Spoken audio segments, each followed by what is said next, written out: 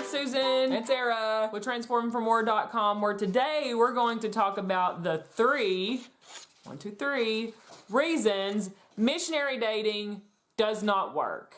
The term missionary dating is actually one that we're in college, right? You can tell the story. Maybe it's vague, but basically missionary dating is when like you intentionally get into a relationship, like a romantic type relationship, or to try to save somebody to bring them to the Lord. So you're in the mission field, like a missionary dating someone. Like, oh, I'm just going to go date them. Look at me in the mission field trying to save these lost people by dating them, kind of thing. That's what missionary dating means. So here's three ways that it's not good. It's not a good thing to do, okay? Number one, you can't change people, okay? And we talk about this a lot on our blog, I feel like, about how you cannot change people. God's the only one that can do that, kind of thing. So, like, when you go into, like, a missionary dating type relationship, you have a thought that because of the way I live my life, because of the way I do things, because of how I act, this person is going to come to know the Lord. I am going to change this person to want them to come to God. And that's not, you can't do that. God has to work from within somebody to make them want to come to know Him. Like, it's just not you just bringing them to church all the time and stuff like that. I mean, that's not necessarily a bad thing, but you don't need to be involved in a romantic relationship thinking I'm going to change this person and bring them to God, because it just does not work like that. It just doesn't. That's not a recipe for a successful relationship at all. No. Then number two, unequally yoked does not equal a good relationship, okay? And in the Bible, it talks about how you're not supposed to be unequally yoked with unbelievers, okay? And people are like, what's unequally yoked mean? Okay, so when they used to plow a field in the old days, okay, you had like a two team of oxen, and you had to plow behind them to plow the field. Okay, so here we are plowing this field. Okay, so the oxen they had to be of equal yoke, so like of equal stature. Okay, so you couldn't have this huge, gigantic, big oxen strong, and then like this weak 90-year-old. Of course, I don't think they don't live that long. So here I am, I'm weak. And yeah, here I am, and let's try to plow a field, because the strong oxen is obviously going to outweigh, and you're going to have like a row that goes this way. Like you cannot plow a straight line, plow a field if you have oxen that are unequally yoked. Okay, so that's what that talks about, is you can't get anything done. You can't get towards your goal of having a better relationship with God, or going towards that if you have somebody that's unequally yoked, because you can't go in a straight line with somebody who is not living their life for God as well. They don't have the same set of values or mindset or worldview or anything like you do. Okay, and it's not like unsaved people are bad at all. I mean, that's not. And we should want to be in that like type of relationship with them to bring them to the Lord. But as far as like in a romantic dating relationship, no, I mean, you just can't plow that field. I mean, you just doesn't work. You can't, it just doesn't work. It does not work. So many times we could tell you stories of how it just does not work. Number three, God does not call us to bring in nor save the lost this way.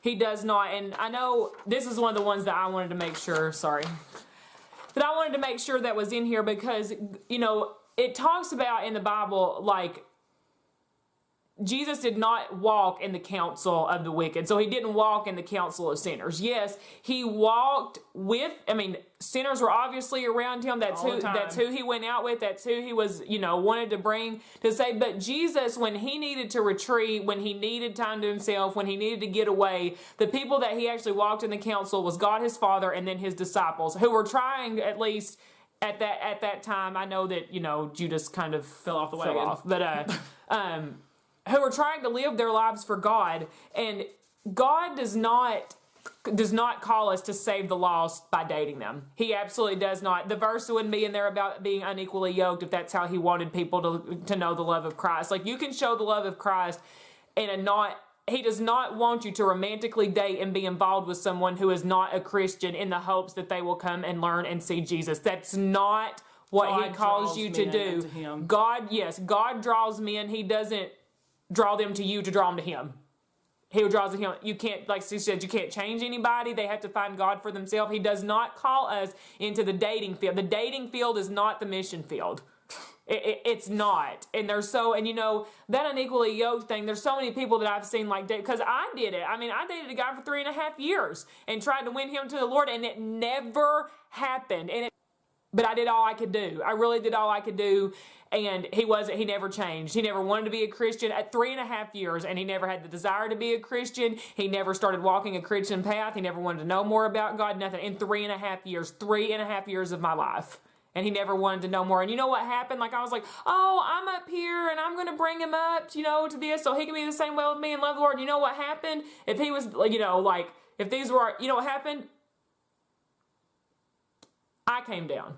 I was up here. I dated him. I didn't bring him up. He brought me down in my relationship with the Lord. And I can't, me and her together, of all the teenagers we counsel, we cannot tell you how many times we have seen that happen. Where they're like, oh, I'm up here and I'm going to do this. And I'm going to do that. And it does not happen. I don't know that I have actually ever in my life seen it happen. No. I don't. I cannot think of one example where a Christian went out and dated a non-Christian because they thought they were going to win them to Jesus and actually ended up changing their lives. They didn't. And so please just realize that that's not what you're called to do. Yes, you're called to help people. You're called to love them, but not through dating. But not through dating. So we're giving you permission right now.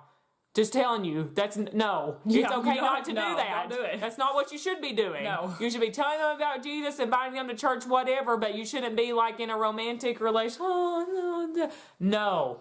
It's not what he calls you to do. He calls you to be equally yoked with Christians who already know him.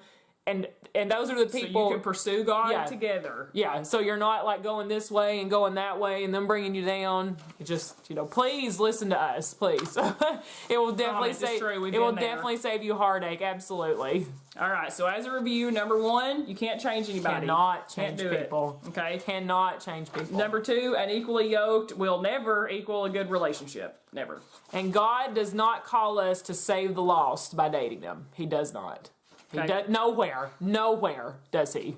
Okay, so I hearted into the video. We do love you guys, and we tell you this because we want you, because we've been there, we've seen other people go through it, and we just want you to know because we want you to get to your adult life with as little emotional baggage as possible, and you can end up with so much emotional baggage through relationships. So we just want everybody to have good relationships. If you'll wait till the end, our end card has all of our social media outlets on it: Instagram, Twitter, Facebook, Pinterest, YouTube. I feel like we have it all. And go to our website, transformed4more.com, and go if you'll the first thing that pops up, it's like join our newsletter, get your free library of resources. So if you sign up, you get the password and you get our whole library of free resources that has quizzes, checklists, questionnaires, college resources, just a lot of different things, dating quizzes, all kinds of stuff to help you on this road to growing your walk with God and navigate these crazy teenage years. Okay, so this is Sarah, Susan signing off. We love you guys. Until next time, see you later.